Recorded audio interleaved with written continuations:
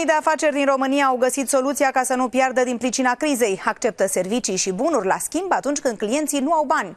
Așa s-au întors la cea mai veche formă de comerț, trocul, numit în vremurile moderne barter. Și dacă pe unii patroni trocul i-a scăpat de faliment, statul are de pierdut din cauza lui. Pentru că această operațiune, niciuna dintre firme nu plătește TVA.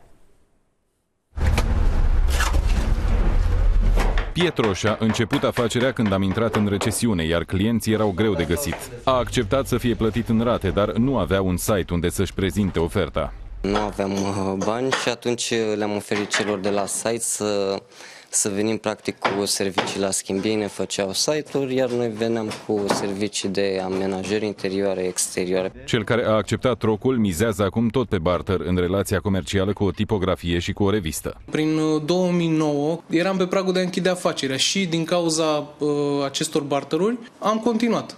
Domnul Teodorescu are o fabrică de textile în Brăila și vrea să cumpere o autoutilitară pentru distribuția mărfii, evident, prin barter. Venim în ajutorul și celor care au magazine sau fac distribuție și pot să ia marfă de la noi pentru o mașină, care nu au ce face cu ea. Există însă un dezavantaj, în special pentru statul român.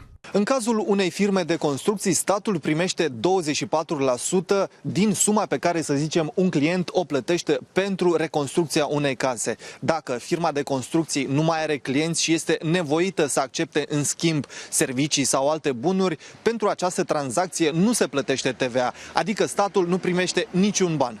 Totuși, firmele trebuie să achite 16% impozitul pe profit. Atenție, plata în natură trebuie menționată în actele de contabilitate, altfel titularii sunt amendați.